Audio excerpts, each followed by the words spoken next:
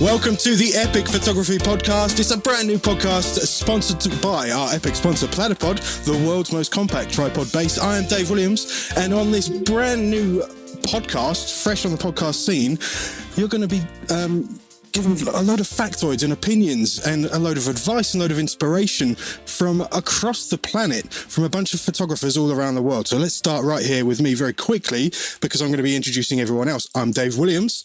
I'm a travel photographer from the UK. I'm also an educator. I write. I do Kelby One stuff. I do Photoshop User Magazine stuff. I'm an Adobe influencer and I love the cold. So I'm talking to you right now from this van that I converted, and I've just spent the winter visiting as many Scandinavian countries as I possibly can. So this van has just done 13,000 miles across Norway, Iceland, the Faroe Islands, Sweden, Finland. I've been to Denmark. I then went down to the Balkans. I've been all over the place, and it's all on the quest to show you as much of the world as I possibly can in the way that I see it. And I absolutely love doing that and sharing the world with you.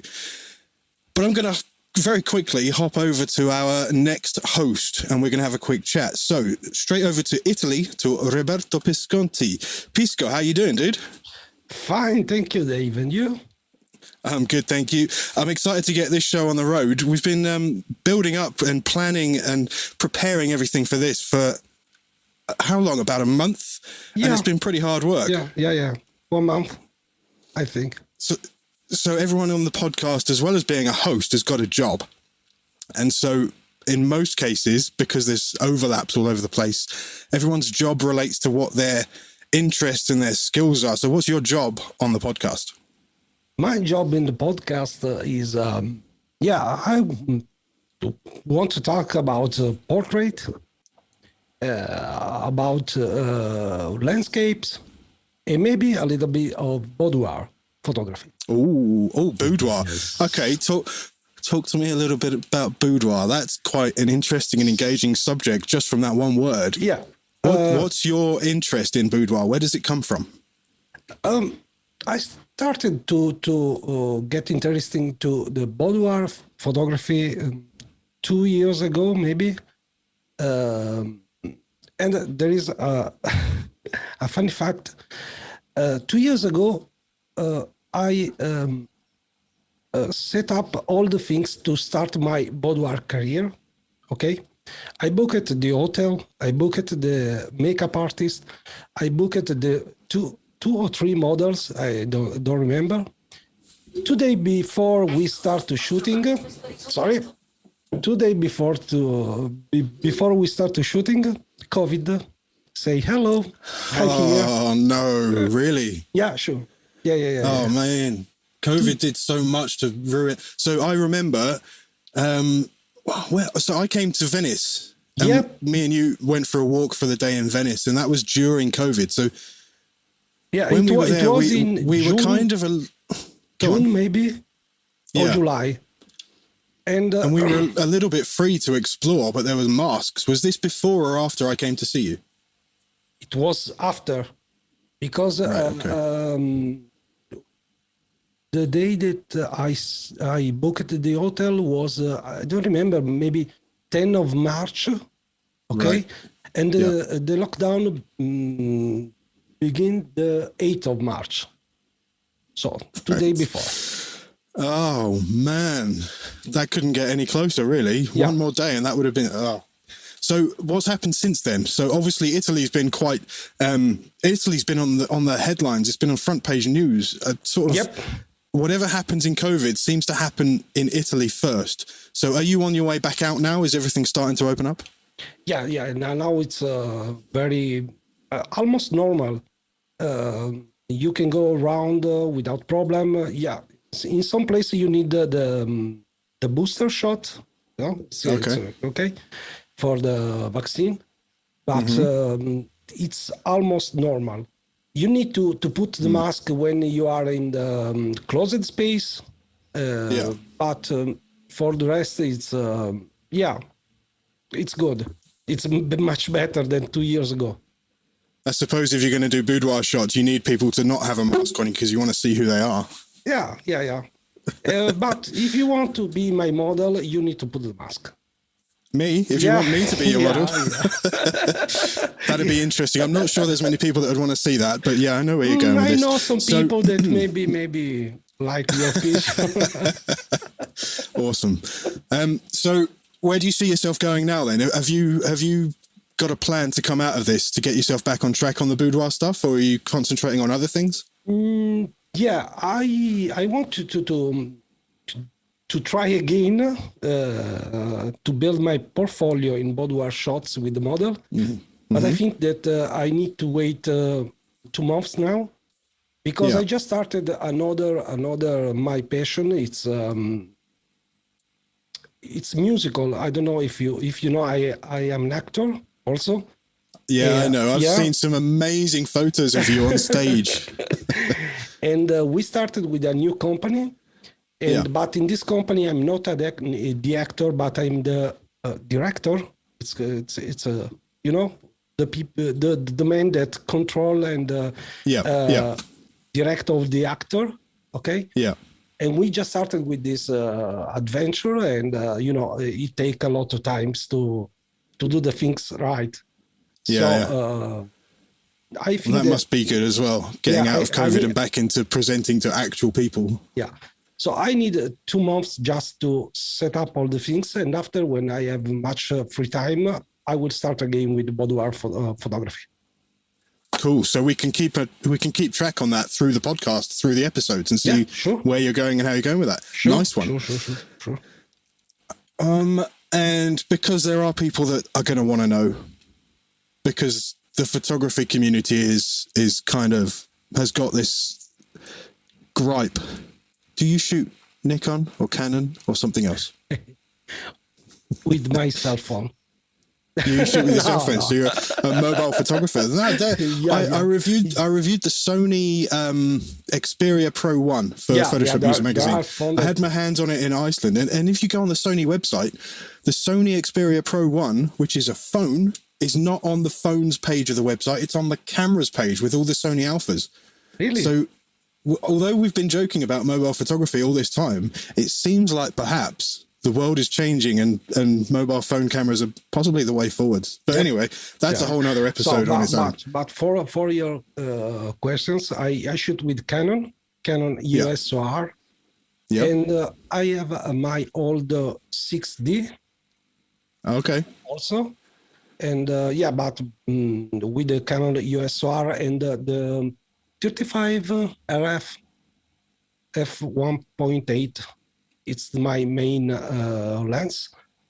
And also I have the 50 RF and the 70-200 Tamron. The last one. Yeah, f2.8. Yeah. Great set of lenses. Right. So, is there anything else you want to share with with our listeners, our readers, as we'll hear Peter explain to us the reason behind that, I'm sure. But our readers, is there anything else you want to share with them before we move on to who the next host is?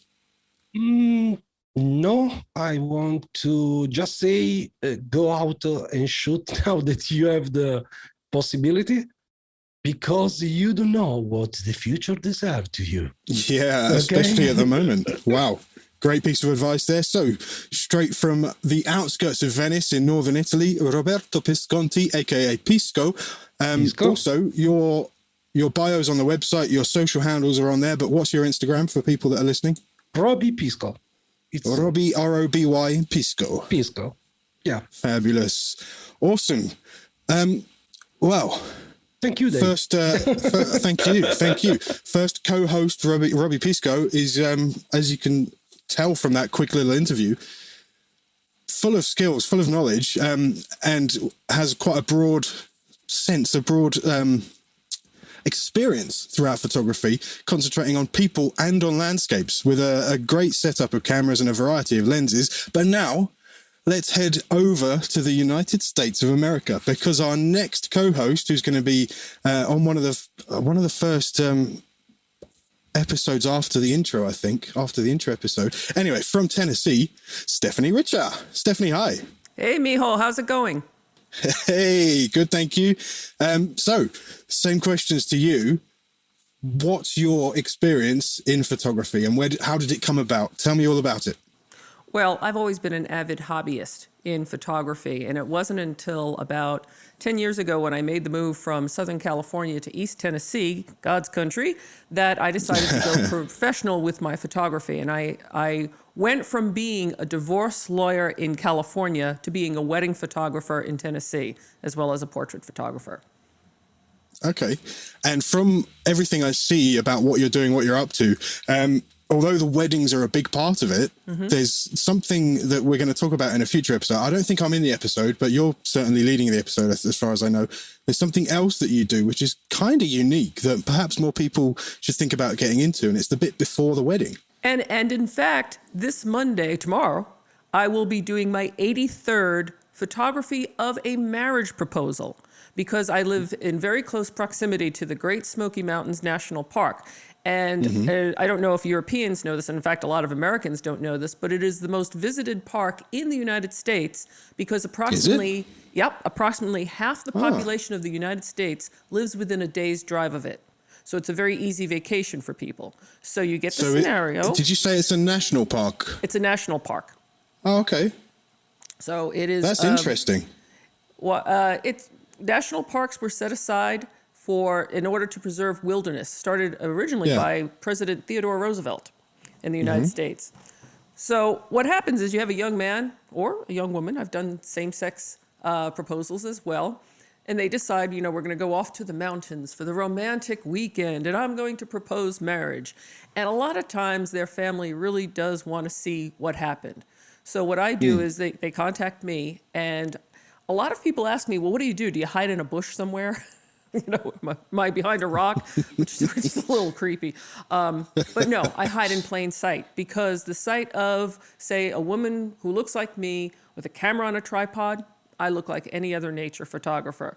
And in fact, in one proposal, she saw me, and I heard her say to the guy, honey, we're in that woman's picture. And he said, well, she can wait. And she turned to him and said, why are you being such a dick? And I was like, propose. It's funny you should say that. It's funny you should say that you hide in plain sight, because I've seen a lot. There's a lot of stuff trending at the moment in Instagram Reels and TikToks and stuff about hiding in plain sight, about how you can get access to anywhere by acting like you belong there, wearing a high-vis yellow jacket and carrying a ladder. Or a clipboard. It's an interesting tactic, and it seems to work across the board. If I put on I did mention earlier that I'm a lawyer, so I think one of the things I'll probably be bringing to this podcast is a little bit about the legal aspects of photography, whether it's copyright or things like, for example, do people have an expectation of privacy in public? Spoiler alert, they don't. But something like, I will be the first to admit that maybe, let's say hypothetically, I have gone into places where I should not have been, hypothetically. And it is amazing what an orange reflective vest, a clipboard, and a hard hat will get you. Right? And on that note, it's also a lot easier to ask for forgiveness than it is for permission. Dave, that is a very Jesuit philosophy. And I went to a Jesuit law school, so there you go. Awesome. So, sorry, I just smashed the microphone there. So tell me, your camera setup, I believe you're in the same team as Pisco. Oh, absolutely. Canon for the win. Right. Canon for the win. But I do shoot with Canon mirrorless. I made the switch over about 2 years ago, and I find that the adapter that they have in order to fit my old Canon lens with the new mirrorless camera works perfectly. Even though I've invested in some of the Canon mirrorless glass, it certainly has saved my back and neck during weddings because I have less. Oh yeah, so much lighter. Oh, absolutely. But I do like Canon. Nikon had to redesign their adapter. I don't know if you're aware. No, didn't. Don't care what they had Nikon does. The FTZ adapter. Now and it had a little notch in the bottom of it, which got in the way of so many things that you wouldn't have even thought about, like L brackets and all kinds of stuff. So they had to redesign it without the little notch. So did Canon get it right first time? Yes, they did. Fabulous. Yeah, there you go. The other camera I also shoot with is my DJI drone. Because if I can, and I can't do it in the national park because that's a strict no-fly zone set by the FAA, but if I can, I'm trying to think of ways of incorporating more video with both drone and, believe it or not, we talked about, you mentioned before about the iPhone really coming up. The video aspects, especially if you have an app like Filmic, which allows you to basically record in D-Log on your iPhone. It's amazing what you can do with that to produce video. And I think that that's something I think more consumers are looking for, right? For example, for my proposal couples, I do a video of it because the camera that fools her into thinking I'm shooting the scenery on the tripod actually runs video while I shoot with my other camera. But it's so easy now to give your clients, just as sort of like little gimmies, say an Instagram reel that they can post on Instagram for their own account because it's easy to make. Yeah. And I think, the more that you can offer in value to your clients, well, the more business you're going to get. Yeah. Okay. Well, that's very interesting and very right, I should say. With the world we're in now, everyone wants everything instantly as well. So being able to deliver instantly when you're using your mobile phone, or something like a camera that can quickly transfer to a mobile phone in the correct format so that you can edit it quickly, perhaps in the Adobe apps, and deliver it straight to your client, that's a fantastic idea. And on that note of deliverables, you're going to be looking after the Facebook, and obviously you're going to be receiving a load of deliverables from the rest of the Epic team. How do you feel about that? Yeah, I think Dave, you gave me the Facebook because only old people use it, and I'm the oldest one in the group, I think. I use Facebook. It's all good. I think everyone on the team's pretty switched on to Facebook, I think, as far as I can tell. Right, Stephanie from Tennessee. Where can people find you on Instagram? I'm at Steph Richer Photo on Instagram, and I also have a Facebook page, Stephanie Richer Photography. And that's Richer as in for richer or for poorer. Richer, not Richards, Riker, whatever. Cool. Richer for poorer. That's the perfect way of explaining that. Thank you very much. We'll catch up with you again in a future episode. And now we're going to go on to co-host, Team Epic member number 3. So we're going to head towards Lisbon, Portugal, and we're going to say hello to Fernando Santos. Chiquinando, how are you doing? Hello, how are you, Dave? Yeah, good, thank you. Good to see you and listen to you and reading you. I guess we are now on a reading podcast, right? We're nearly there. We're nearly going to get to that explanation from Peter, and it better be a good one. I hope so. Look at your background. Where's that? Oh, there's a place about 1 hour south of Lisbon called Carrasqueira. It's Carrasqueira. I've been working on my Portuguese ever since we had that discussion in Lisbon. Where I said I wanted some pastéis de nata because there were some good ones in Soho, and I wanted to have some proper ones from Portugal. And no matter how hard I tried, you just for about a week you just said I got it wrong every damn time. So I was but you're getting there. You're getting there. So I'm gonna nail it. Are you ready? Yes, go ahead. Pastéis de nata. Okay. Oh, okay. You're almost there. One more week in Portugal and you'll be done. So I think it's all the time in Brazil where they obviously butcher it. When in Brazil they'll say pastéis de nata. Exactly, and that's what I sounded like. But anyway, yeah, it's a different accent, but yeah. So please tell me, what is your style of photography? Oh, I've been doing mostly landscapes and travel photography for many years. At some point, I was getting tired of, again, another long exposure, again another seascape, another landscape. Yeah. And the fact is that I really like giving my photos to people. When doing that, I was getting a portrait and giving it to someone, and I like when people look at a photo where they are and they like seeing them. So I thought, well, I like to interact with other people, so I might start thinking about doing some portraits. And I started to get some little gear because, well, photographers love gear. And you have to collect a whole load of gear you don't need. Yeah, that's the whole point. Yeah. Yeah. And then I thought, well, I'm going to get some gear and I'll try to get some stuff going on into the portrait land, and then COVID hits. Right. And so right now I have a beautiful home studio all set up for portraits, and I cannot take anyone here. So anyway, but I've been doing some portraits before COVID hit. Some of your portraits that you did out in the forest. They were amazing, really good. The concept behind everything, there was clearly a lot of thought into Oh yeah. it. But anyway, sorry, yeah. I completely spoke over you there. Carry on. No. That's okay. I did a while ago. One of the first portraits that I actually did was one for my mom, because my father passed away a few years ago, and I was already I'm a part-time photographer. I have another day job, but then after my father passed away, I realized that I didn't have a chance to. Well, I didn't do it. I had chances to do that, but I just didn't realize that sooner or later it would happen. And so I decided, well, I didn't get a portrait for of my father, so I better do one of my mother. So I did that, and actually I was quite happy with it. It ended up being a cover shot for Photoshop User magazine, which was Was that where that picture came from? Where? Wow. Yes. I saw the cover. I had no idea. I didn't make the connection. Wow, that's amazing. Yeah, that's such a good idea. It was the portrait of my mom. So yeah, there was Kelby One was doing a contest for the Kelby One community for the members, and I decided to enter the contest. I didn't win the contest, but hey, I got the cover shot, so that was good. That's pretty good. Yeah. And while we're speaking about Kelby One, you're also a Kelby One community leader. What does that mean? What do you do? Oh, well, I do a bunch of stuff there, not just managing the community, but making sure that we set the tone for the whole community, so that we don't allow trolls there. So it's a very, very friendly community, and as leaders, we need to make sure that we keep trolls away, and we try to be as helpful as we can. And then when other members seeing that's the way that we behave, they tend to replicate that. And so it's an awesome community, very, very friendly. You won't find anything else like that on the internet.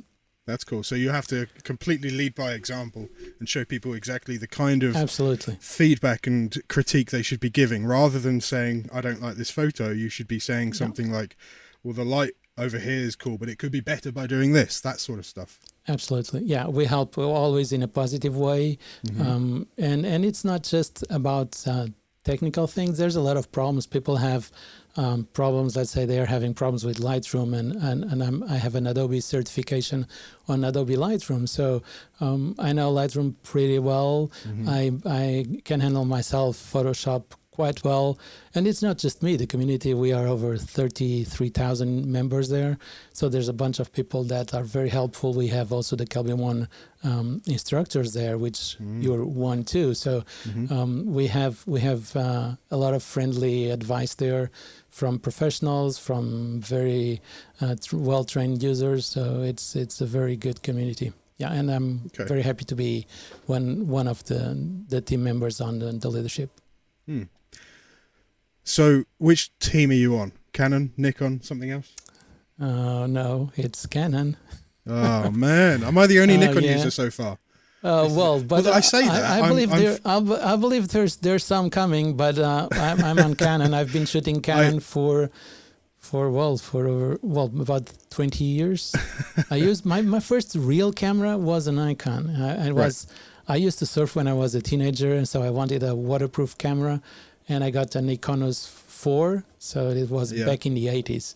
Right. Okay. But then when I went to digital cameras, I bought a digital Rebel, the 300D, and I moved up from there. Right now I'm shooting the Canon R6 and the Canon RP, and I spent the COVID time buying RF lenses, so I'm pretty well stocked on most of the new glass, so I'm ready to go as soon as we can get things going. I might be wrong, but I think every one of our hosts has a Canon R6 except me. I think. Oh, shame on you! Shame on you. I'm thinking that. Hey, Canon, are you listening to this podcast? Dave needs an R6 or maybe an R5. Who knows? Here's the funny thing: I'm shooting this on my main picture camera, which is a Nikon Z6 or Z6, but the camera that I use to video my vlogs that I do for YouTube is a Sony, and the behind the scenes cameras that I use for my vlogs are a Canon, another Canon, and then some 360 cameras, the Ricoh Theta and the Insta360, and then there's GoPros, and then there is the DJI. I've got the Air 2 and the Mavic 3. And so basically, I think I represent every camera brand. I don't know if there's anything missing. I don't have a Fuji.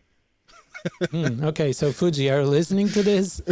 Dave says he doesn't have a Fuji, so you better get him one fast. Yeah, I need to test this out.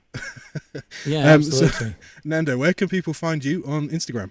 Oh, I'll have to say that we'll just go and visit the website for our podcast, because I'll say it anyway. But you're not gonna get it unless you're Portuguese. It's Fernando Ferreira Santos. That would be my Instagram. Fernando Ferreira. So in English, you'll never get it when it's still on. It sounds like Fernando Ferreira Santos is what it sounds like. Yes, but otherwise, you can just go to epicphotographypodcast.com. Absolutely. And okay, cool. You'll find the links there. That will be a lot easier. Fabulous. I can't wait to see what you've got for us. Yeah, you can go to cheekinando.com and Cheekinando. Actually I have an Instagram account that is Cheekinando, so yeah, but that's not the main one. It's just for fun. Cool. People will find you one way or another, I'm sure. And obviously we've got our own Epic Photography Podcast social media platform or social media handles. It's Epic Photography Podcast on Instagram and Facebook, and it's Epic Photo Pod on Twitter because of the character limits. There's also a TikTok, and while we speak of TikTok, thank you very much, Nando, for joining us. I'm going to move on to the next host of the Epic Photography Podcast from here in the UK with me. Well, not with me, but same country. It's Peter Treadway. Howdy. Howdy doody. Tell me about TikTok. Do you see that transition? It was good. It was good. I like the way you segued well into that. Yeah, that's good. I enjoyed that link. So, what's our TikTok handle? It is, if you by the medium of me just looking at my phone quickly, it is Epic Photography Podcast. There you go, Epic Photography and Podcast. There's going to be some Epic Photography Podcast, epic stuff in all epic formats across all epic social media platforms. But let's go straight into what Peter actually does. What is your photography? What do you do? I am primarily a wedding photographer, and I work mainly. So the way I shoot, I've never shot. Some people might be surprised to hear this. I've never shot a wedding solo. And the reason for that is it's not because I'm scared to, although I probably am a little bit scared to, but no, the main reason is I just think weddings work much better with two photographers. Obviously you and I, Dave, used to shoot together back in the day, and then obviously your travel photography stuff kind of started taking off a bit more. And so then very nicely you'll find out from our next host, Cathy Baitson, and I started shooting weddings together, and it just works so well. Having two photographers at a wedding just works so much better than one. You get double angles of everything. You can split up on the day when you need to. So that's my main work, wedding photography. It's been a bit strained, as you might imagine, over the last couple of years because not many people have been getting married during the pandemic. But thankfully now it's starting to pick up again. So yeah, it's starting to improve. So why do you need two though? What is it about having two or more shooters that makes a difference between shooting a wedding solo? So there are various events throughout the day that can be captured by one photographer, but they are just much better with two. So for instance, something as basic as the bride or groom prep in the morning.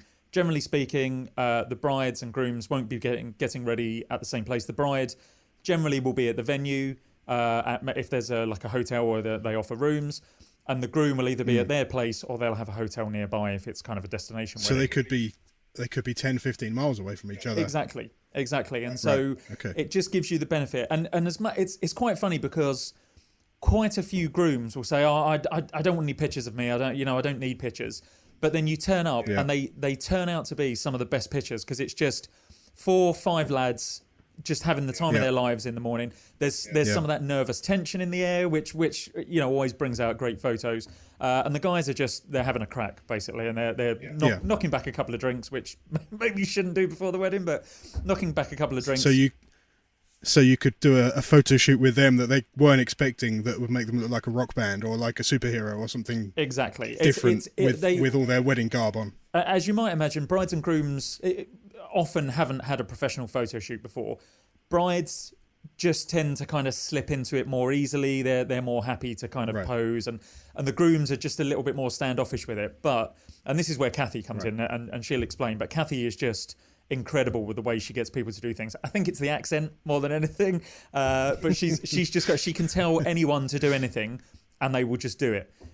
So yeah, I know exactly what you mean there. But if we jump over to the photography show, which we'll come to in a second, but with Cathy, I was running the platypod stand at the photography show, and I know exactly what you mean when you say that, because everybody that walked past, no matter whether they wanted one or not, bought a platypod, and it was all because of Cathy going, "Here, you want a platypod? Oh, here, look at this. Oh, have you seen this before? now? Come and have a look at this. It's amazing." So yeah. God bless Cathy. So yeah, she does have the gift of the gab. Is that the right thing to say? She is damn good at that. Yeah. On top of your wedding photography, which is international, by the way, which countries have you shot in? Oh gosh, so all across Europe. I've done a good few in America, Australia. You and I obviously shot a wedding in Australia a good few years ago. So yeah, I love doing international weddings. My main love, I shoot every kind of wedding, but my main love is Asian weddings or Indian weddings, as they might, because Asian has a different connotation in America. Asian refers mainly to kind of China, Japan, that kind of side of the world. When we say Asian, we mean like India, Pakistan. But Asian Indian weddings, because they're just so full of colour, the culture, the traditions, the games and stuff. They're just and also because the family. And it's not one wedding either. It's a whole event that lasts days. Well, again, it's like a whole extravaganza. Like that one we shot in Australia, it was a 4-day wedding, and so there were groom events, there were bride events, there was the main wedding, and then they had at the very end they had a traditional kind of religious wedding on the beach. So they're full of so much fun and colour and stuff. They're fantastic. I remember that now. That was the time I got in the sea. We were having a toss up about. So we were talking about whether she should get in the sea with her white dress on, and we didn't know how to approach it. And after getting over that and just asking her, she went, "Yeah, that'd be amazing." And so one of us had to get in the sea, and it turned out it was me. Was you. It turned out it was you. And I shot it from the shore with a 70 to 200mm lens, well away from the water. Well, I got drenched trying to keep my... What was I using? A Nikon D810, trying to keep it alive, basically, with the surf crashing over me. Picking her dress... Oh, that was a good... And actually, good, that wedding, that was the afternoon. hottest... That was the hottest wedding that we'd ever shot, because if you remember, at the main Hindu wedding, it was at a sailing club, and you had the Hindu, what's known as the mandap, the canopy that goes over the couple as they're getting married, but then over the top of that they had a marquee. But whereas ordinarily you'd think, well, you put like a white cover over the marquee, no, they had a clear plastic cover over the marquee, which turned the wedding ceremony into an oven, effectively. And bearing in mind we're already in Perth, Australia, it was already about 35 degrees, and it must have taken it to the mid-40s. And it's the only time. And I'm built for the cold. Well, it's the only time I've shot a wedding in flip-flops, or thongs, as the Aussies call them. And it was just a good job. I think I was barefoot. For part of it. If I remember. But it's just a good job we were at a sailing club as well, because you and I had to tag team. We were taking it in turns, walking down to the water's edge and paddling our feet because we were just too hot. Yeah. But it was great fun. Great fun. So you've mentioned me, you've mentioned Cathy, but you're kind of working your way around Team Epic with wedding photography partners. You've also shot with Stephanie. I have, yes. Yeah, shot a wedding in upstate New York, which was just stunning. I mean, the wedding was great anyway. The wedding was in a plant nursery, a local like garden centre place, which you wouldn't naturally think was a great venue for a wedding reception. But it was incredible. It really worked well. It was a polytunnel. The reception was in a polytunnel, effectively. But the way they decked it out, it was just, and the couple were so lovely as well. Absolutely up for anything in terms of photography, which really makes it, if you've got a couple that are willing to jump in front of the camera and just do anything, it makes for incredible photos. Yeah, perfect. Awesome. We're talking a lot. I've just realised we've talked a lot about wedding photography. We'll very quickly touch on the other. I'm going to say two things that jump to mind with you. One is to do with photography and one isn't. So with photography, you've turned out some incredible black and white long exposure. And when I say long exposure, I think I probably should say long exposure. Yeah. They're like 10, 15, 20-minute exposures. Some of them are. Yeah, and to be honest, it's just nice to, because and most of the people on here know, shooting weddings, it's like trying to shoot it's a portrait shoot at 100 miles an hour for 8 to 10 hours a day. And you're constantly, well, it's 8 to 10's quite modest. Conservative. I'd say 12 to 16. Exactly. And the problem with weddings, the reason I'm telling you this is to get on to why I do the long exposure photography.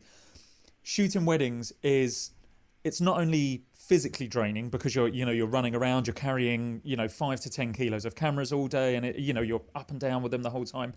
It's also mentally draining because no matter how many times you do it, you're constantly thinking, right, well, what's happening next? What's happening next? Where do I need to be? Where does my second need to be? Where do I need my lights to be? Or where am I going to stand?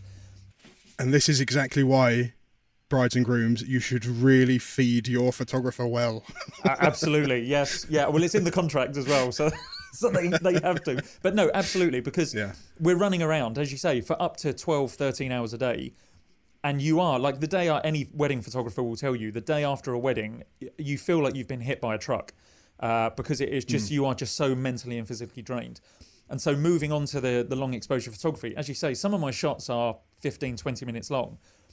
It's incredible. So I remember a good few years ago, I shot the Thames Barrier in London, which for anyone who doesn't know is the water defence for London. So if there's ever a flood coming in from the North Sea into the Thames estuary and it's heading towards London, the Thames Barrier is a huge set of metal gates that sit under the water.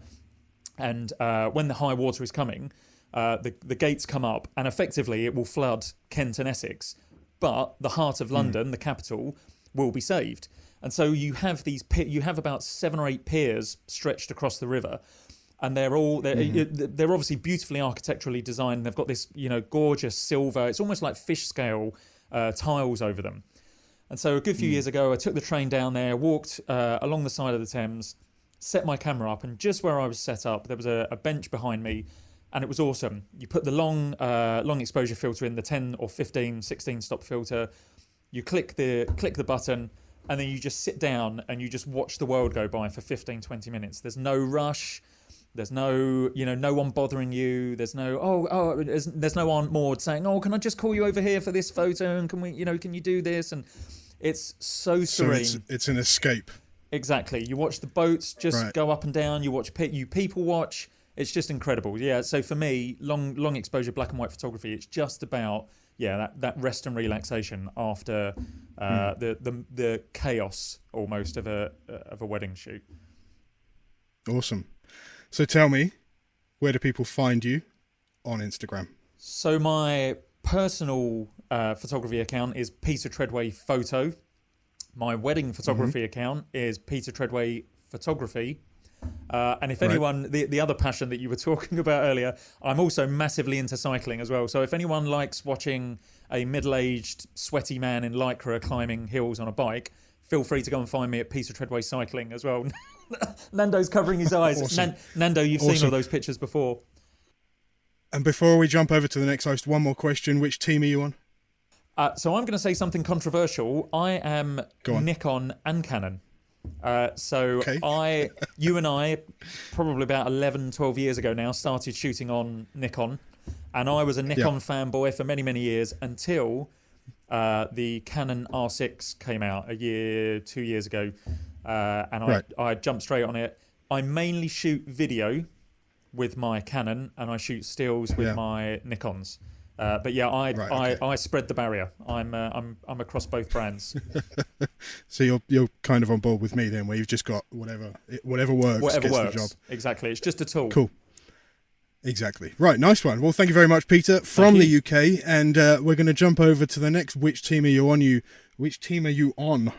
Question is going to go over to Ireland, to just outside of Dublin, to meet Cathy. Now, I'm saying Cathy. I'm not saying his surname. I want you to tell me what your surname is, because this confuses me. Cathy, hi. How are you?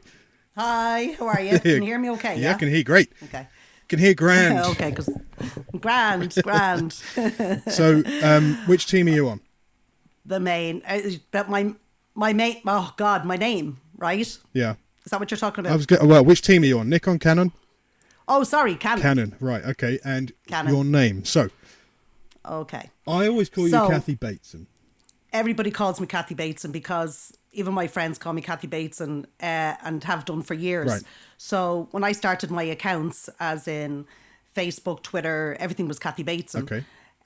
So when I started Instagram, I was going to put Cathy Baitson photography, and somebody just says that as a joke. Oh, Cathy Baitson, you're photographing, and you know, they were relating me to Cathy Baitson, Misery, and stuff like that. So I was like, oh, maybe I'll just stick with Weatherston. Right, okay. So, because that's my married name, Okay. but even though I use Baitson quite a lot, but I mean, I use either, so people know me as either. So I know I've totally confused everybody. So I'm going to be honest, this is about as clear as mud.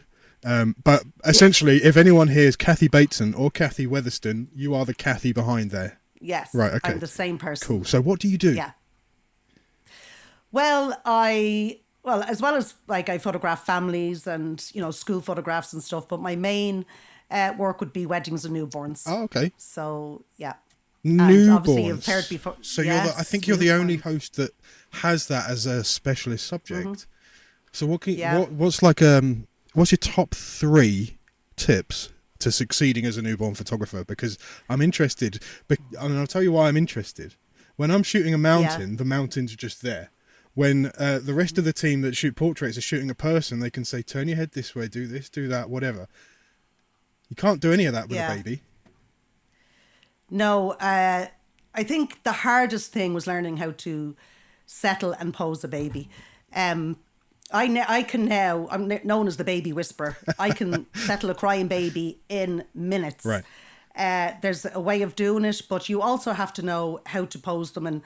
And obviously, the best time to photograph a newborn is within the first 3 weeks. Right.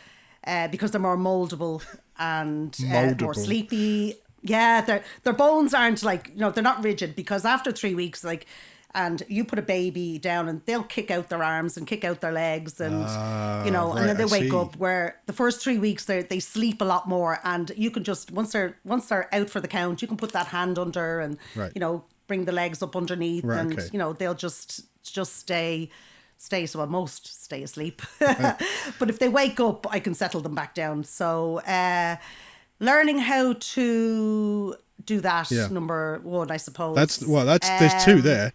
Learn how to calm a baby. There is 2. And calm a baby. Calm a baby and under 3 weeks old for moldability. Yeah. So what's number 3? Editing. Because, baby skins, you get the milk spots on their nose, and they have a lot of dry skin, and not every parent keeps the moisturizing routine going, where, they even some try, but they would still, even on their feet, and sometimes they could have scratches. So it's nice to have a nice clean shot. And as crazy as it seems, I actually edit everyone that they view. So if I give them 40 images to select from, a lot of the time it's more, every single one of them is skin edited. And it takes me hours, but you know what, I love doing them. And what can I say? Yeah, but anyway, the skin, it's not only the skin, it's cleaning up the backgrounds, the blankets on the backgrounds as well. Right. Okay. Because they'll have creases in them. So you have to clean up the backgrounds, clean up the skin, and, unless you're doing kind of more, there are ones you could do would be more lifestyle. Right. Mine would be kind of in studio. Okay. But I've had friends that come to me and they've oh my God, I want to take photographs of my niece who's just born, and I don't have anything. And I'm like, they try to do what I'm doing, but I always advise them not to. I just say, look, try and go for the more lifestyle ones, which is maybe if they're at a window and, they're holding the baby themselves, or, stuff like that, just to make it a bit easier for them, because it is a lot. It takes a while to kind of get that. So what you mean is just do photojournalism, reportage of the baby, because when you go to doing other things like posing the baby, using lighting and using props and using backgrounds, there's a whole industry there in all of that stuff. And it's a multi-million pound industry, or multi-million euro industry over there in Ireland. So do you have like a whole arsenal of props and cots and... Oh God, yeah. Oh, if Stephanie, every time I go photograph a wedding with Stephanie in America, I always say to Stephanie, you have to go to Hobby Lobby, because I go with an empty suitcase and boy, do I stack that up. They have the best. I've gotten all my backdrops from there. I've got props from there. I've got so much from there. I just find it hard to get them in Ireland. And, you know, a lot of the props I do get in, I think it's Portugal or something. There are a few different places, or I've got my husband to make them. But, I have a lot. I have a whole cabin full. So of props. Yeah, you said you did schools and kids and other stuff as well. What was that? Yeah. The school down the road, I do all their school photographs. So basically junior infants. Is that they usually around September? How is that? Is that like a conveyor belt, or how does that go? Oh God, that for me it's no problem. I'm like a kid myself. I bought this string of, I should have had it here, I never even thought about it, of silly sausages. I bought it. It's a dog toy. Right. I bought it in one of the dog shops, right? The pet shops. Yeah. And the sausages has 3 different faces. So you have like a smiley face, an angry face, one with glasses. So if the child is sitting there, there was one kid in particular, and as soon as she sat down, she's like, and I had to ditch the silly sausages for this one, because this one was having none of it. And she was, I hate getting my photograph taken. Right. I don't like photographs. Right. I don't smile in photographs, right? So I just I'll get this one, So anyway, so I'm there. Of course, I had my camera on a tripod, and I'm just chatting away to her, and clicking, and of course, I did get her smiling, did get her laughing, and I give parents a choice. So I have them up on shoe proof, and they'll have a choice of images to choose from. They're not just like the one image they get and that's it, So I think I had about 8 to 10 images of this girl, and the mother bought every single one of them in an 8x12. Because she said she had no pictures of her child smiling.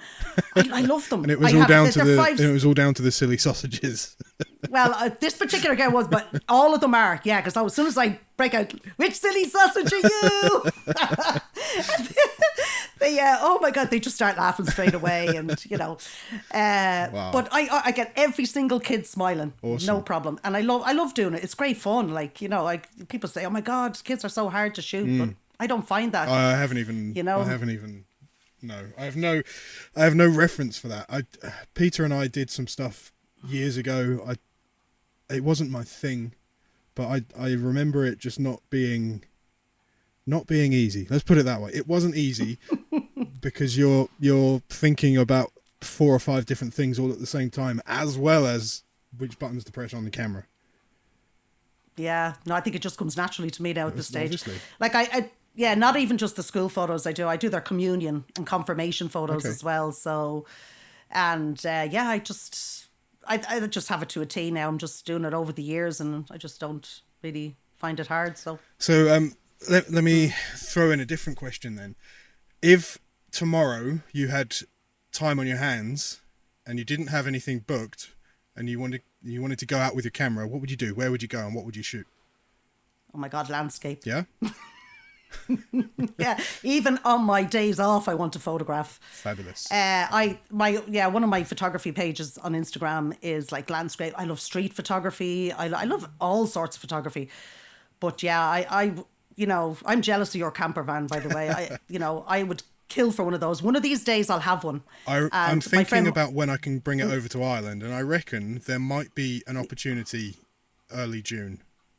I don't know for sure, but that might be happening.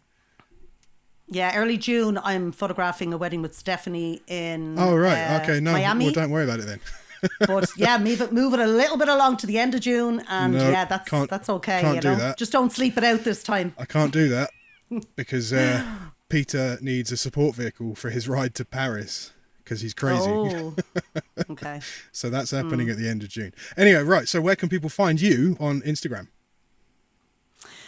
For weddings and newborns, it's Dublin_weddings_newborns. Right. On Instagram. Cathy_Weatherston_photography for landscape, street, and just kind of, that's where I am quite a lot. So it's Cathy_Weatherston. Weatherston, yes. But when you read it, it says Cathy Baitson in the... It says Cathy Baitson in the... Yeah, it's all... Okay. Sorry. Okay, fine. As long as people And know, but Facebook your bio's up on the Epic Photography Podcast website, epicphotographypodcast.com anyway. So thank you very much, Cathy, for joining us all the way from, is it sunny there today? It actually is. You can actually, Right. it's just so you can see this line. Here I am looking. I should have closed the blinds better. From But sunny it is. Ireland. It's sunny Dublin. Awesome. Yeah. And now we're going to jump over to the next co-host of the Epic Photography Podcast, over to the United States, to Florida. We're going to be joined by Scott Kelby. Hi, Scott. How are you? I'm good. I'm great. I'm awesome. That was awesome. No, it was a great start. So we've learned a lot about the other co-hosts so far, and let's go straight to the name of the podcast. This is the Epic Photography Podcast, and that has everything to do with you. You decided who Team Epic was in the first place. What was that all about? Where did that come from? Dude, I don't know. It was such an epic group of people, right? And I love that word, it's just a fun word. But, when we put this group together of people that would all meet, at some predetermined location and spend a few days together, shooting, eating, laughing, telling stories. It is a truly great group of people, not just all really good shooters, but just really good, fun people that you want to hang out with. It's an epic group of people. See, when you said that just now, and you said, and we would all meet together at a predetermined location, if you stopped right there before you got onto the bit about shooting, talking, eating, having a laugh, it made us all sound like awesome, like super spies or something secret. That was really cool. And that sort of, the air of mystery that comes from that is what makes up Team Epic, I think, is really special. And because it's such a mishmash of photographers with different skills from all over the world, it is really unique, and almost as unique as this podcast, as the format for this podcast. It's great to have you on board. Of course. How do I phrase this? Because I know the answer. So to describe yourself as a photographer, what's your thing? I have three things. So I have three topics that I feel like if you say, what kind of photographer are you? I feel like I'm a travel photographer. I'm a people photographer because I do love to shoot portraits and people and lifestyle and stuff like that. I photograph sports. So they're really all people. Right. They're people either in motion, people not in motion, or people on location. But so those are the three genres I kind of consider myself as. So sometimes you can tell the people what to do and sometimes you can't. Sometimes they're doing their thing and I just hope to capture them as they run by. And sometimes you can direct them and say, tilt your head a little to the left, right there. Yeah. And so that must keep you on your toes. So obviously when you're shooting someone that you can tell them what to do, you will more or less have full control of the lighting. But when you can't tell somebody what to do, when you're shooting sports, for example, how do you deal with the light there, especially when it's such like really bright light in a stadium? So that's the thing, Dave. It looks really bright to the human eye. It does not look bright to the camera. Inside a stadium that's not in the day, so if it's lit, I usually have to shoot at 4,000 ISO. Just straight up. Even in a well-lit NFL stadium or a well-lit basketball arena, you're at 4,000 ISO because you have to get a shutter speed that's fast enough to stop motion. So 4,000 is pretty much where I am. Every once in a while you can get away with a little lower, but fields are not lit evenly. So the end zones where all the exciting photos happen are darker than the center of the field where nothing good happens. So it's challenging. Shooting sports lighting wise, that's why I love a day game. On a day game, you got nothing to worry about. Like you can shoot it with your cell phone. Like everything goes on a day game. But at night, that's where you got to bring out all the high ISO cameras that can shoot with low noise at high ISOs and things like that. But they're getting better and better. Cameras are. I've got an R6, and it's got an incredible chip in it, and the noise is very low, and so it's. Things are getting better. Things are definitely changing in that arena. Oh, there's the word arena. That's really interesting. that was good. I like that. And that that answers another question of which team are you on. It's clearly Canon, because you, another member of Team Epic, has an R6. I think I'm still the only one in the team who doesn't have one. I just dropped something there. Maybe we'll come to another person who doesn't have an R6, but everyone's got one so far apart from me. So Canon, when we were talking before with everyone else about which camera brands they use, I wanted to start bringing something up, but there wasn't really an opportunity. But I'll bring it up with you now. When people align themselves to a camera brand, in my opinion, there's nothing more to it than it's the camera they started with. Because if you bought a Nikon as your first camera, or if you bought a Canon as your first camera, switching the entire your entire haul of gear, your triggers, your flashes, your lenses, everything over is an incredibly expensive task. And so I think that people align themselves to a brand based on whichever one they picked first as their first camera. That's my opinion. But you, I know for a fact, a long time ago you used to shoot Nikon and now you shoot Canon. Does what you did align to what I'm thinking or not? Was there something else going on there? I wound up on Nikon, that's not the way it's pronounced in America, by the way. But so everyone that's watching in America says, why did he call it Nikon? But it is Nikon. That's the right name for it. That's the actual name. But even if you meet people from Nikon USA, they call it Nikon. Like Nikon employees don't call it Nikon, here in the States. But anyway, so I started with Nikon because that's what my brother shot. My brother had a Nikon camera, a film camera. And then, when he bought a new one, I got his old one. And that's how I wound up on Nikon. And then years later, down the road, I got the opportunity to switch. And the thing about it is, and I don't think people realize this, and you just alluded to it, Dave, you're not buying a camera. You're buying it into a system. Because everything has to work together. You have to have lenses and flashes and adapters and filters, and everything has to work with what your brand is. So when you do decide to change, it's a pretty major change, but I think that's why God invented eBay, because you have to be able to sell all your other stuff. But camera gear holds its value fairly well. I mean, you're not going to get what you paid for it, but it's not as bad as it used to be. You can sell camera gear, and there's places that'll buy it. B&H will buy your gear. KEH will buy your gear. There's a lot of places that will buy it. Now, you're going to be selling it at wholesale prices because they're going to turn around and sell it at retail, right? They're going to mark it up and sell it at whatever. Of course. But I will say this. I've never had any problems with buying used gear from photographers because photographers take really good care of their stuff. Like they're like, ooh, I baby my lens. I mean, everybody babies their stuff. So if you go and buy used gear, it's usually, especially lenses, are in great shape. So, the used market for photography is very robust. It's a good, legit market. You have to be careful on eBay because you can, there's always people trying to find a way to steal your stuff. And that almost happened to me. Yeah. I almost shipped was it a camera body or a lens to a thief. So I put this thing for sale, and a guy came on my Facebook page and said, hey, I just, I bought your lens. I'm really excited. Thanks. And all. And I went, great. So anyway, a couple days later, I get a message through eBay that says, hey, by the way, I moved and the address on my account isn't correct. Here's the address where it needs to go to, my Connecticut address. Thanks again. See ya. So anyway, I'm getting ready to ship the lens to this Connecticut address. And the guy sends me a note, or no, I sent him a note and said, hey, I'm sending out the tracking number today. It's going to the Connecticut address like you requested. And the guy right back and says, what Connecticut address?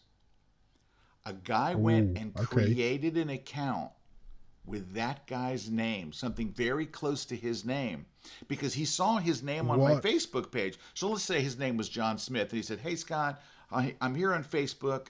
I bought your lens, and my name is John Smith. This guy went and created John Smith 12 at his eBay account.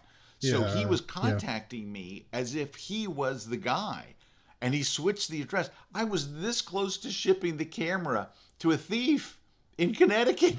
That's crazy. I know, and that's luckily, crazy. just by chance, I caught it. And so I would have sent a camera body to somebody that never paid for it. So I went to that guy's account. He had already closed his account. And so it was, so there's nothing to report. But so it was like he's a professional eBay scammer that sort of keeps an eye on things. Yeah, it's a bad guy. Wow. Very bad guy. Worse than you, Dave. I mean, worse than you, seriously. Worse than me. Yeah, not as bad as Hillmar, but what world we live in, though, where that happens.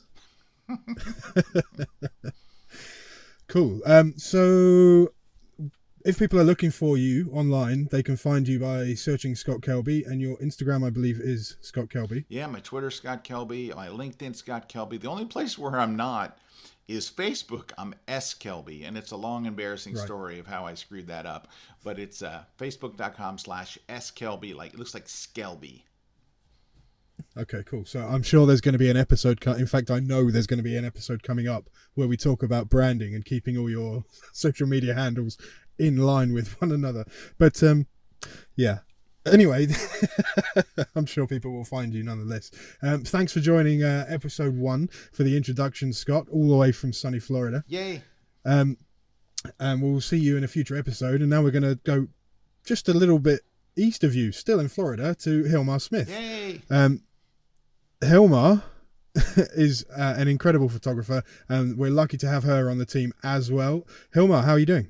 Hello, how are you? Hey. Hello. Yeah, good. So, I'm so excited to have you on the team. Your photography is all about people. I could say it's all about portraits, but it's kind of not. It's about the person and the person behind the visage. Does that make sense? Does that sum it up nicely? I believe that is, and hey, thank you for having me today. My photography, I think that is bringing the colors that we always hide behind. I think that is more about imagination and about the way that we would like life and the world to be. That's really what I try to bring out, that sense of humor and that inner child wonder that we all had once before. So I try to bring once more. Okay. So I remember being sat, in fact, you've shot me a couple of times, once in Florida at your home and once in the UK at the photography show. And let's talk about the one at the photography show, because that was by far the most entertaining. You had me dressed as a clown, half in normal clothes, but half as a clown. And what was that all about? There is something really funny, and I think that everybody that has ever done portraits before had a struggle with people that are not used to be in front of the camera, people that are not models, people that are not used to that kind of attention, or even us photographers, that we are one person behind of the camera, but as soon as we are in front of the camera, there is like that frightened thing, and everybody gets scared, and everybody just gets like, Yeah, like a deer in or rabbit in headlights. No one really knows what to do. All my years working on this is that we get so much pressure and we don't know who to be and what to do. What do I do with my hands? Where do I look? Which one is my good side? So what I try to do, something that you can always do is just give somebody a prop or tell them to be a character. When you tell somebody to play a character, they kind of disconnect with that fear and that thing of trying to look good on the picture or whatever. You're just playing somebody else, and then that just kind of disappears. And that's what happened to you when we were there. The prop you gave me was the rubber chicken, wasn't it? Yes, and the tomatoes too. So we were up in. So you were on stage talking about how you do it to everybody. There was a few hundred people gathered around watching you on the live stage, and me in front of those few hundred people being a model, which is not something I'm used to. I'm used to taking the pictures, not being in the pictures. That's changed a little bit recently. I find myself in front of more and more people's cameras. But giving me that chicken, giving me something to do, you are absolutely right. You took my mind off of everything and that became the focus. The chicken became the thing that distracted me from thinking about what do I do with my hands, what do I do with my body, how do I do a lot of branding photography, and I have a collection of vintage phones. So I bring always my vintage phone, and I bring like a megaphone or something like that. And those are the first pictures that I take, because by doing that, I'm breaking the ice, and they know what to do with their hands. And then they after I take all the props from them, they're already warm up. They are easy. They feel more comfortable. There is no like that fear anymore, because they have been silly in front of the camera. So it's a really good trick, and I love doing that, because I mean, it's the pressure of being in camera, it's the pressure of people seeing you. How am I gonna look? Am I gonna look like a fool? You know, is this my good side and whatever? So it's super fun. And I do it with my kids too. And I love just how I bring their imagination to life. And actually they were the ones that taught me how to utilize those little tricks here and there, because I've done it with them and I see how they work and how everything changes, how their perspective change. So we can fill an entire, probably an entire series with that process. But in brief, what's that all about? Obviously, the way I see it, you're bringing your kids' imaginations to life. So when you plan a photo shoot with your kids, are you actually involved in that process, or is it all like about there them? are many.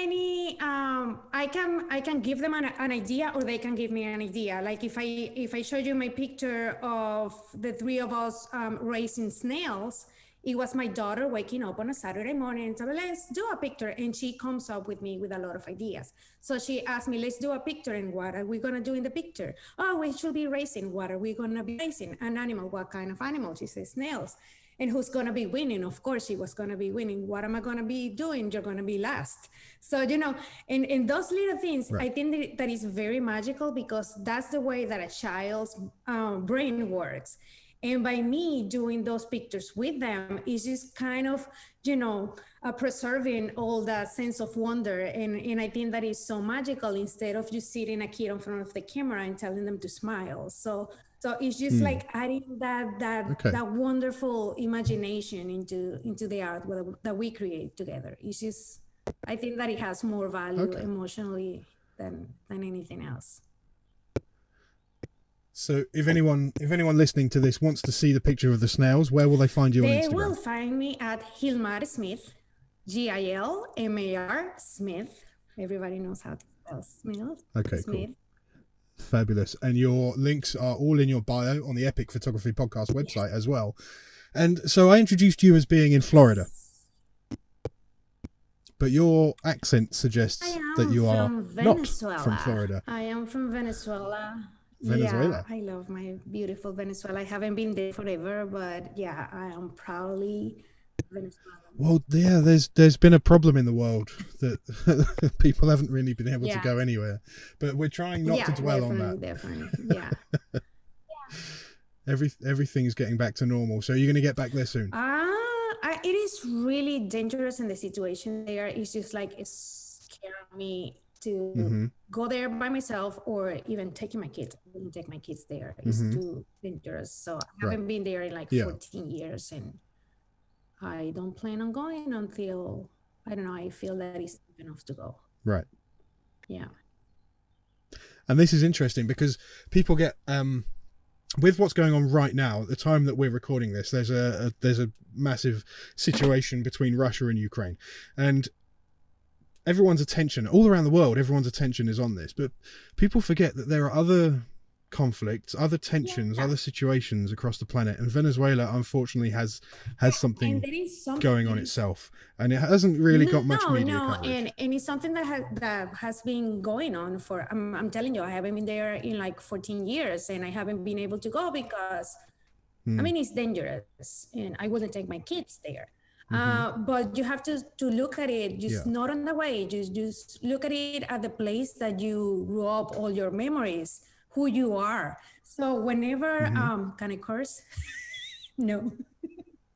When the world goes to you can. So on all the when podcasts. The world goes to shit, when shit hits the fan, where do you want to go? You want to go home. You want to go to your parents. You want to go somewhere that you feel safe.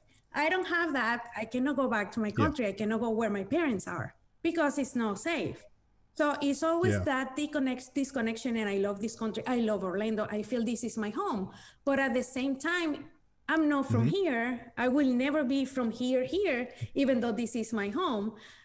And I cannot go there. So it's always that emptiness that you feel that as an immigrant, and a lot of people, especially when you cannot go back. Like, I would love to show my kids the places where I used to go, where I used to play, to go to the beach, to many things. And I cannot show that part of myself to my kids. So it's something that people, when you think about immigration, just look at it at that side, like how you are connected with the places where you grew up, where who you are. So you kind of miss that. It doesn't matter how many years pass, you're still from there and you still miss that. Yeah. And in terms of taking the knowledge of what's happening in other places to other parts of the world where people aren't quite familiar with what's happening, like the case of Venezuela, it's important that people look carefully at things they see on social media, at fake news, at the fake news that's brought to us even from news companies, and look past all the smoke and mirrors, because there's a lot happening that we don't know about. Definitely. It's like so much more than what you see on the news on a personal side, because when we read the news, we read it as an event, but you disconnect with the human part and what the people that are there really feeling and going through, So I know of a really good photographer called Abdul, who is a Syrian refugee, and he uses photography to distract himself from the bad things that are going on. So is photography an escape for you as well? Does it take you away from things like not going back to where you're from? And that's exactly how I started. I never picked up a camera until, as I said before, shit hit the fan. So I started experimenting with photography after my son was diagnosed with autism, when I was going through divorce, when I became a widow, when all of that. And it's the thing that I do, and that's kind of why my photography is so cool and is so fun, because I'm creating the world. I'm looking at the way that I would like my world to be like, So instead of making emotionally fulfilled photography and art, I'm just trying to do the whole opposite. I remember when Laurent, the father of my daughter, passed away, I did a series of photography that it was like really emotional and dark, and it was the way that I was feeling. And when I was taking the pictures, when I was editing them, and even when I was posting them, I would cry and cry and cry. And I was like, okay, I was just getting all those feeling out, but I cannot be stuck in this, in this part of me, in this stage. So I started creating the sprinkler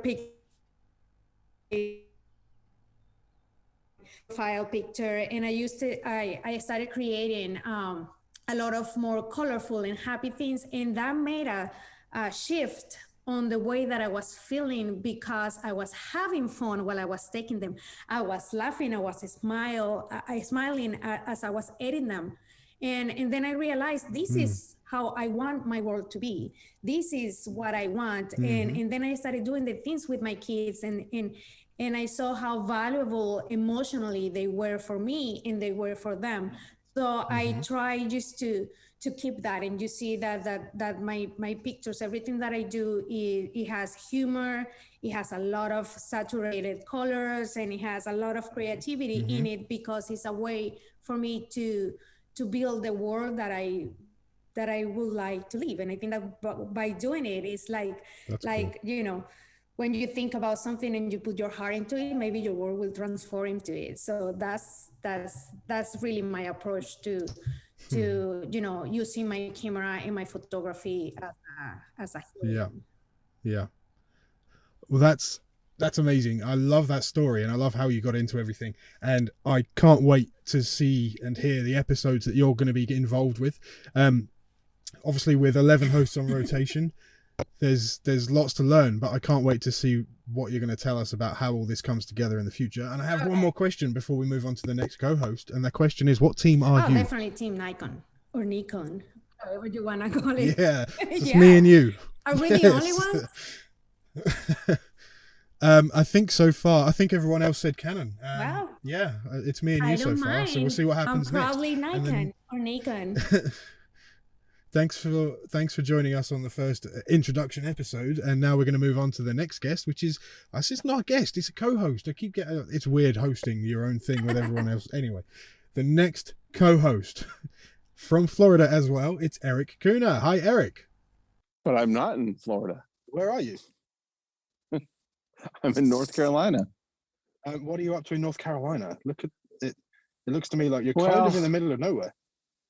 Well, I am a little bit of middle of nowhere in the sense I'm out in a barrier island. It's called if you're not familiar with the area, the Outer Banks, which is kind of it's a string of islands out in the Outer Banks of North Carolina, and the beach is like a barrier. And nothing really around. Now it's developed once you get here. The area is developed once you get here, but it is definitely out in the middle of nowhere. Okay, so I'm guessing you're there because of one of your photography passions, which is the Milky Way. I am a little bit. I mean, it's my daughter's spring break, so that's a big part of it. If it's my daughter's spring break, we wanted to take her here. Kitty Hawk is like right over there. In fact, where the Wright brothers were was like right over there, and where they flew the plane for the first time. So, and our RV is right over. Let's see, it's right over there, right behind us. Oh wow.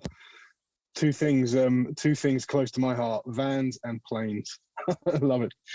So we've gone through the whole of Team Epic, and we've gone through everyone and who they are and what they do. So who is Erik Kuna? What do you do? So I guess the best way to sum it up would be I'm into everything to do with, I love space. I love machines that go fast, and I love our planet. I love I really love our planet and space, and capturing these things and documenting these, things that happen in our life. I'm really into space exploration. That's a big thing that I do. I do a lot of photojournalism in that space. Then I love landscape photography, especially twilight and Milky Way. I love the darker night side of that.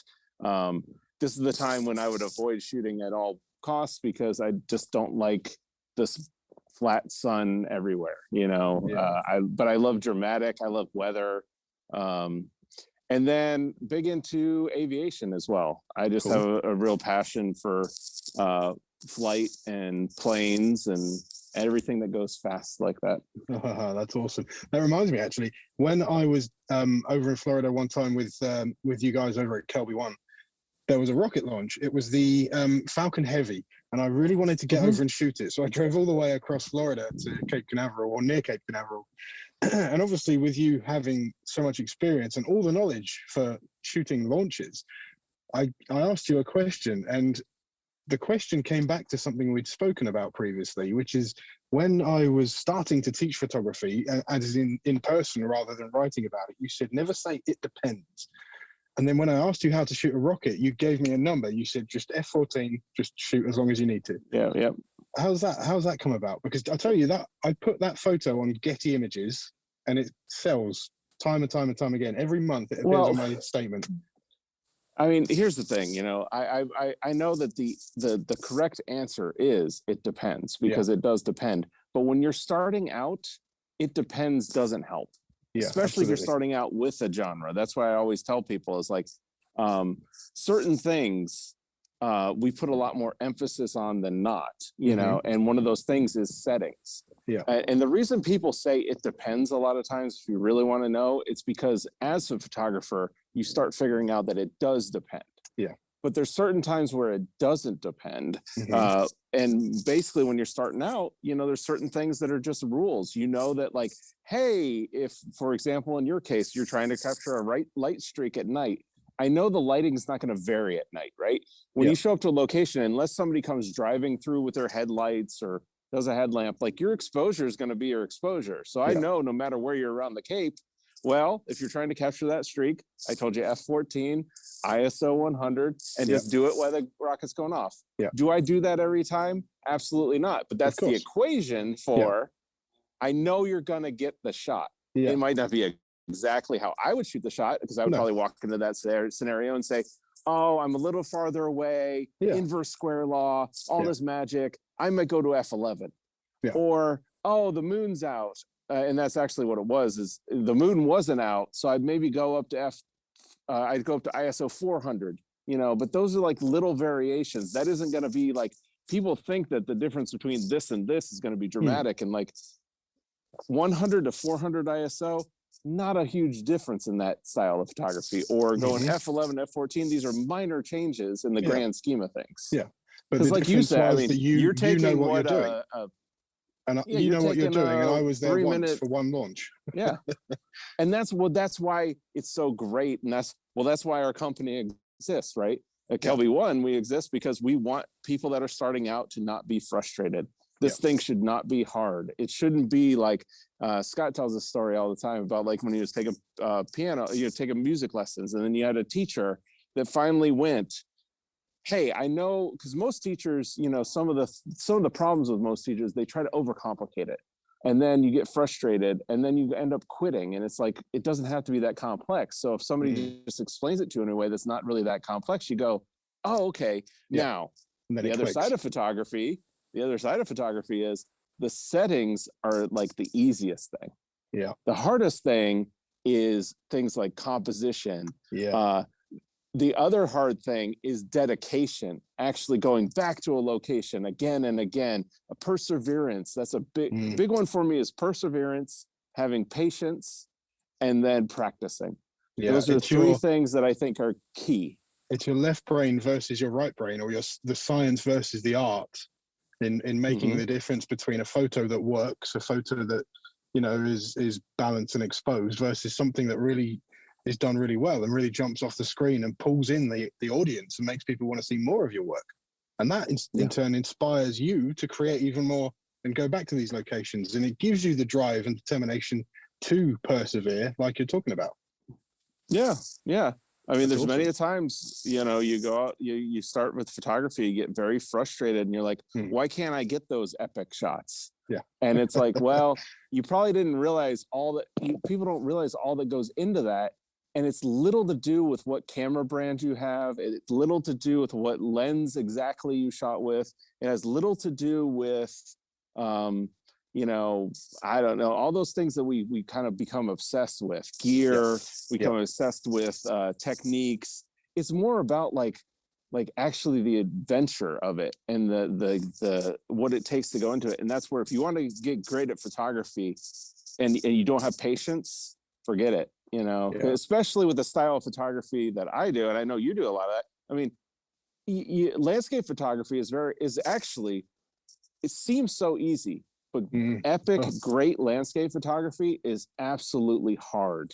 You have to commit yourself to going at the right times, to traveling to destinations, staying for multiple days just to get a shot, you know. And it seems like, you know, for some of us, you know, they look at it and they're like, it must be so easy. It's like, it's actually very hard. It's very hard. That's part of the reason behind the van, as you know. When I was going away, renting a car, staying in a hotel, I was sometimes 100, 150 miles away from what I wanted to shoot. And if the conditions were wrong, then I'd either have to do that drive again or go back another time. Whereas if I'm in a van, my base, then I can just stay there until the conditions are right. It's perfect.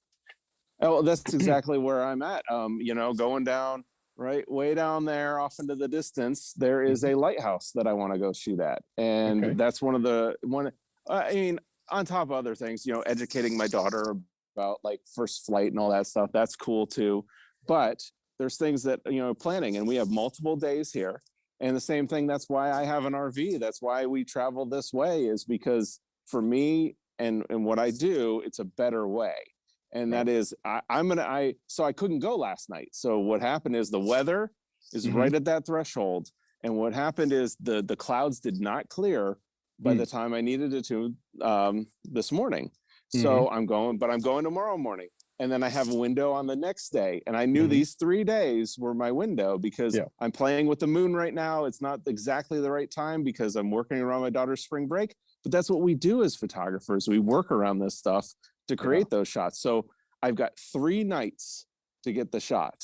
If I had one night and it was last night, you'd never see a shot from there. And it didn't happen. It just the conditions wouldn't work. Yeah. You know, and that's what sometimes we face. And my life is spent a lot of times on weather apps and studying astronomical charts and seeing and saying, but see, that saves me so much because instead of having to wake up in bitter freezing cold, because it was 0 degrees to you guys last night here, 32 degrees to us. Wow. Yeah. And so, I mean, it was, but that would have been awesome conditions for seeing. Yeah. But there was other things working against me, the cloud cover. And then I had a wild wind, which this area gets wild wind because it's not really protected. So it just gets really bad wind. It's all big and flat, isn't it? You said something just now about all your apps. It sounds really familiar. I spend most of my time, especially in the Arctic, looking at photo pills and windy and space weather live just to make sure that everything comes together and so that I don't waste my time, so that I know more or less what's going to happen and when it's going to happen. And you also said about gear. Now tell us, because everyone wants to know, what team are you on? I'm on team I don't give a crap. And I say that, I know you wanted me to say I'm on team Nikon or I'm on team Sony or I'm on team Canon. I didn't, but I have a Nikon, a Canon, and a Sony. I don't give a crap. Good. I'm only on Canon because Canon is the most user-friendly to me. Right. That's really all it comes down to. Yeah. You know, have I shot on Sony? Have I shot on Nikon? Have I shot on Fuji? Have I shot on Olympus? I'm trying to go through the cameras. Panasonic. Yes, I've shot on all those. Yeah. All those. Black Magic. I do a lot of video work. I do Black Magic. No problem. But at the end of the day, for me, oh yeah, DJI, you know, but I don't do that as much anymore. GoPro is another one. GoPro. Yeah. You know, they're just tools. They're just tools. If right. Work, and we get so obsessed with right that. And like one of the most frustrating things I get is when I get out on shoots and people are like, oh, I couldn't shoot with that camera. I can't shoot. Like, just give me a camera. Just give me a camera, give me a lens. For me, it comes down to more like what the camera can do. Yeah. I mean, I have this lens that shoots the Milky Way better than this lens, and that's why I bought this one versus this one. But that really starting out, like I was out with one of our video director, Jason, and we were shooting just last week in Arizona. We were shooting a pano and time lapse class, but we were also doing other stuff because you're out there and you're like, oh, the Milky Way is there, and Jason's like, oh, let's shoot. And he's got his same R6 that I have, and he has a 16 millimeter f2.8 new Canon lens. It's non-L series, little small. It's $300, right? The pictures out of this $300 2.8 lens, phenomenal. Why? Because for my style of photography, Milky Way, I'm just concerned about that f-stop number. Now, I agree that like older lenses, there's some problems and all that stuff, but I'll be honest, it's like some of these new Canon lenses, and again, it's not, I don't really care about the brand, but I will say, and I'm saying because the same goes for Nikon and Sony, some of these newer Canon like non-L series lenses are phenomenal. And it's so great that for that price point, in fact, I ended up, instead of getting the 100-500, I got the 100-400 Canon, because one thing that I get annoyed at when I get out and shooting is I find when I shoot with a white lens, I get more hassle. Yeah. When I shoot incognito I get less hassle. And I know you and me, we both do that. A lot of times we're kind of pushing the limits where we can go, what we can be, what can we do. We kind of try to adventure off into kind of the wilderness. And two, they're just lighter, but then also I don't feel bad if I damage them. You know, $600 versus $2,600. That's a big difference to me. You know, like if I damage the one for $600, it's kind of disposable versus the other one. I don't want to say like it still protects my gear, but you know, it's just like for what we can do where I wouldn't have said that 10 years ago. I wouldn't have said that 10 years ago. The difference between that series lens and this series lens, like the L and the non-L series glass, used to be phenomenally different. And nowadays it's like, it's not really that big of a deal. So again, that's where I go back to the root question when you don't look like a professional when you're out shooting, you get less hassle from two kinds of people. Firstly, tourists who see that you look like you know what you're doing, so they follow you around and take the shot you're taking. And the second one is security guards who think you want to be paying some kind of a fee to be shooting at some location. That's exactly, those are the two people. Those are the two people, and that's where the smaller, the lighter, the non, just like offensive you can be with your gear, sometimes the better. But I think when you're starting out too, you feel like, well, I got to get in the know, I got to have all the stuff, and it's like sometimes the stuff actually like weighs you down. I've learned over the years, but again, at the same time, I carry tons of gear, so and then off the back of that comes a phrase, all the gear, no idea. And obviously that's a shortened version of a longer phrase, a longer thing. But it's absolutely true that, as we've talked about this with a couple of other of the co-hosts, we want to stash gear. We want a big gear haul, a big arsenal of stuff. And it makes us feel like we know what we're doing. But in the end, we just end up swamped in all these things that just sit there collecting dust, and we use one camera, maybe two camera bodies, 2-3 lenses, and everything else just sits there. One day we might get it out, but probably not. I mean, honestly, with me, I have way too much gear, but it's only for one reason and one style of shooting. My typical kit is, like you just said, 2 bodies, 2 lenses. That's all I would need. And it's really only because a lot of times I'm shooting multiple things at once. I mean, one body and a couple lenses would probably be fine for me if I really need to. But the only reason I have other gear is for my rocket photography, because when I go out to the pads and set up cameras at launch pads, every camera is one shot. So I don't get multiple shots with a camera. So if my agency wants 4 shots of this launch, I've got to have multiple cameras. But what I love about that is used gear.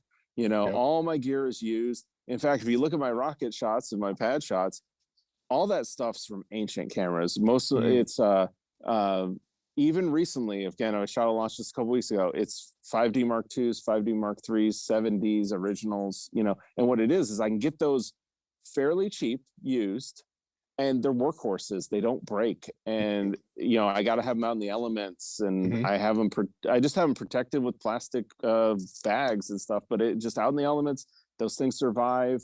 They do fine. And, but if I wasn't shooting that, I would not have those cameras, because that's the only reason. But again, I bought one that has a mirror that doesn't work. So the person was like, oh, I don't want this. And it was like, I bought it for like $250.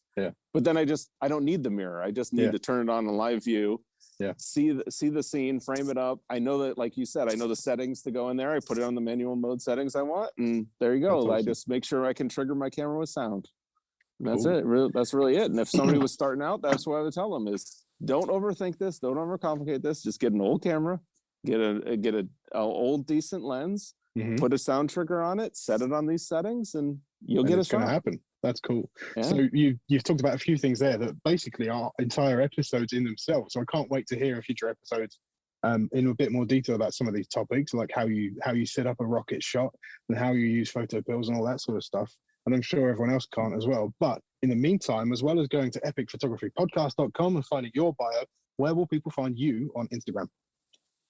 So anywhere on social, and including Instagram, I'd be at Erik Kuna. So ERIK KUNA.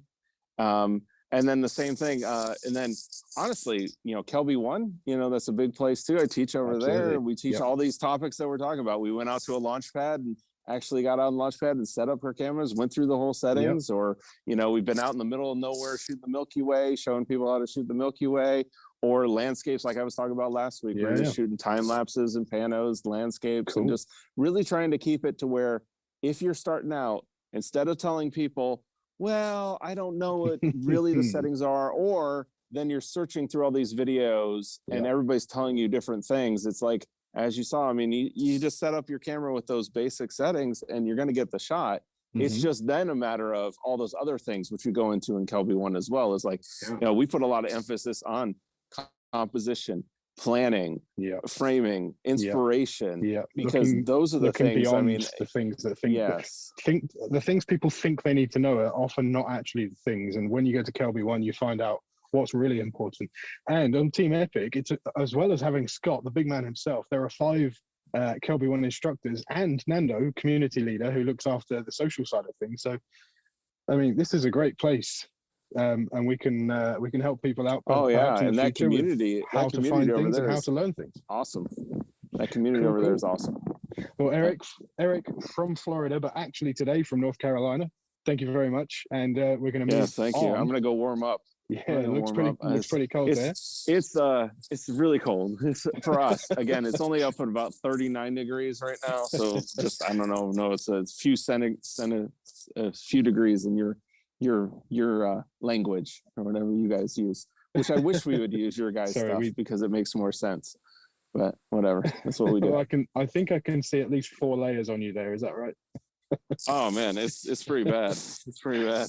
I mean, awesome. But again, if you're just bundled up, it's fine. You know how that is. So if I plan it, it's good.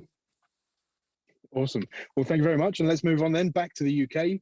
And we're going to now meet Siân Elizabeth. Hi, Siân. Hello. Wait a minute.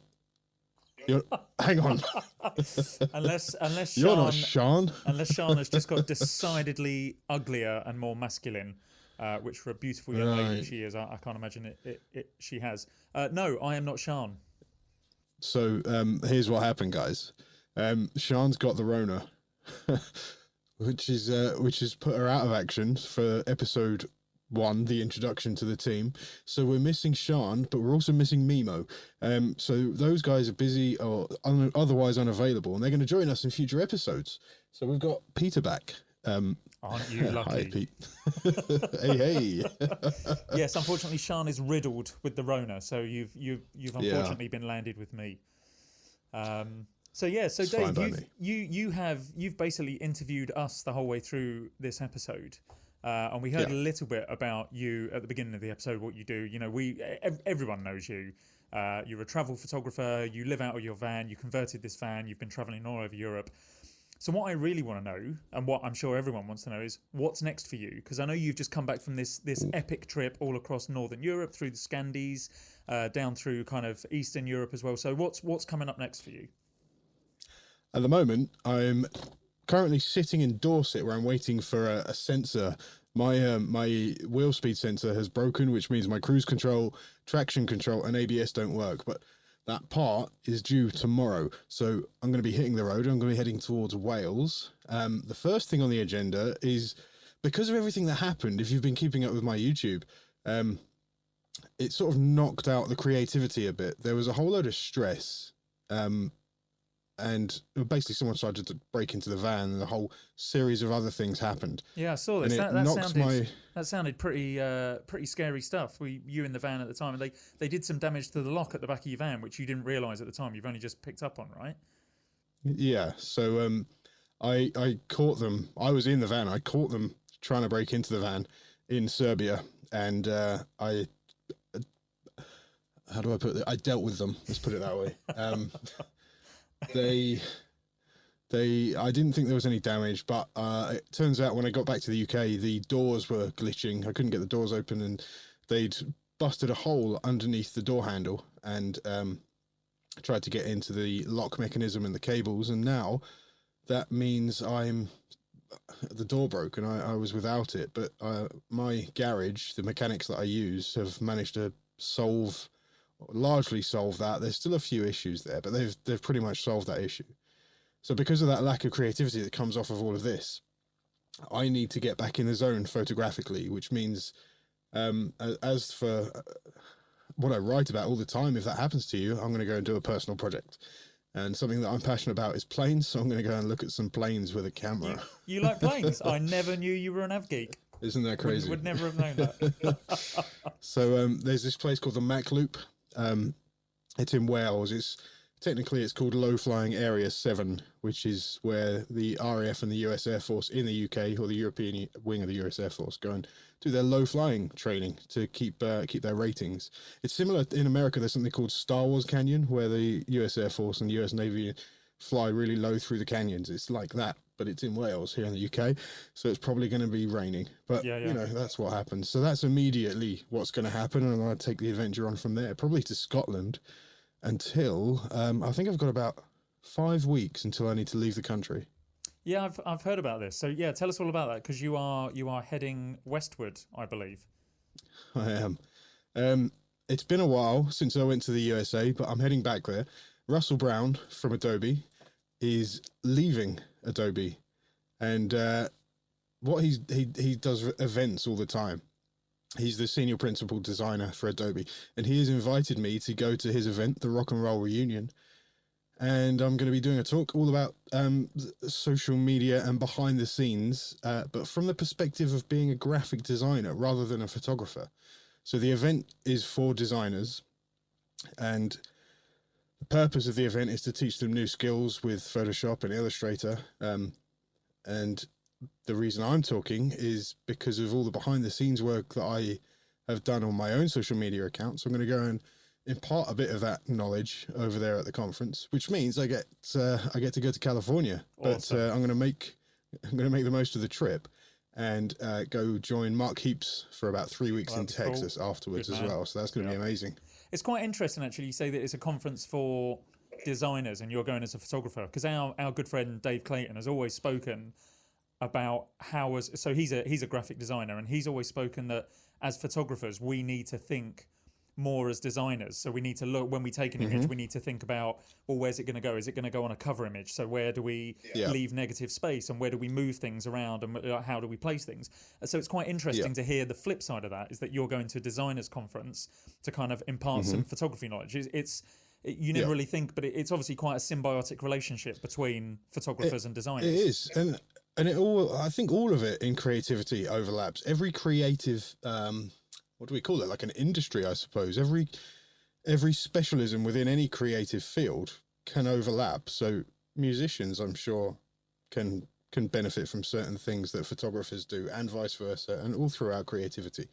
So yeah, I really can't wait. And I'm going to learn some stuff, because I'm desperate to learn Adobe Illustrator properly. Yeah, I've got some ideas that I want to process some photos to look like posters. Okay. My photos to look like vintage posters specifically. Cool. And so I'm hoping that I'm going to pick up some tricks there. I've already had a few little lessons from Von Glitschka, and he's going to be there. So it'll be good to meet him in person as well. That sounds like it's going to be an awesome event. But beyond that, I can't wait. I believe you're out there for a month or so, and then you're back to the UK, and then a month or so after that, you are embarking on an extremely important task. Tell us a little bit about that. Is this anything to do with you riding a bike by any chance? It's a conflict of interest, so I'm not allowed to mention it. So the Brexit has caused problems for travel. So I used to travel all the time, and data roaming on my phone wasn't a problem. Nothing was a problem because of our affiliation with the European Union, or our membership in the European Union. But now that we've left the European Union, there are a lot of restrictions. So I can't leave the country into the European Union, or the Schengen area specifically, for the amount of time that I used to. And so I'm having to plan it carefully. But my next excursion into the EU is going to be on the 24th of June, I think. Very well remembered. Okay, cool. And I'm going to be supporting you on your ride to Paris. Why on earth would you do that? How far is that? So the official London to Paris bike route is around about 190 miles. But I live, as well you know, in the wilds of Essex and the beautiful Essex countryside. So we're actually going to be riding from Essex to London, and then we're going to start the official ride. So it's going to end up more like 220 miles, and the aim is to do it in 24 hours. So we need to leave Nelson's Column at about 4:00 in the afternoon, and with your help, getting us on the ferry and supporting us all the way down, we're hoping to be at the Eiffel Tower by 5 p.m. Obviously, given the time zone difference, by 5 p.m. The following day. And so I'm going to be basically quartering oranges for you to suck on and sponges to dab you with. I'm not yet, but we can't. That's what I'm seeing. We can't discuss where you're going to dab us with those sponges, because this is a family show. But yes, essentially. Awesome. So yeah, that's going to be fun. I can't wait. And I think I'm going to head off from there to the Alps, or the Dolomites, or Tuscany, or all of the above. And this is quite interesting, because I've spoken to a few people about this, and I've told them that you're obviously helping, doing the support crewing on it. And they've said, so what, when you finish, you'll spend the night in Paris, and then are you all, will Dave come back with you? And I was like, no, Dave. No. Dave's just going to stay in Europe and carry on driving. What? He's not coming back to the... No, he's just going to be in his van, and that's it. He's going to carry on. Which suits us, because we're only having to pay one-way ferry fare for you. So yeah, well, I'm a one-way ticket kind of guy. Exactly. But no, mate, the next couple of months... With all of this, I've got massively itchy feet at the moment with all of this Brexit stuff. But anyway, go on. Well, I was going to say the next few months just sounds absolutely, to coin a phrase, epic for you. Absolutely. Sounds really exciting. And of course, over the next few weeks, we've got this podcast to record subsequent episodes for. So I think the next episode that our dear readers will be listening to is... I need to ask you about those. We'll come on to that in a minute, the readers. Why? I can't help notice you keep calling them readers, and I've not seen or heard that before. But I'll come back to that. There's a good reason for it, and I'll come to it. Yes, but I think the next episode is going to be you, I, and Roberto Pisconti talking about... And it's going to be something that I've been fine-tuning with Instagram. You've been fine-tuning with TikTok, and Pisco's got a whole wealth of experience and opinions on the matter, and it is the thing that people hate. The algorithm. And how to game it, how to play the algorithm to your advantage. Yeah, absolutely. And it is a massive thing, because the phrase that I heard many years ago, and I can't remember who it was, it might even have been Scott Kelby that said this, is you can have the most amazing images in the world, but no one's going to find them on your hard drive. So as photographers, as photographers, we need to put ourselves out there.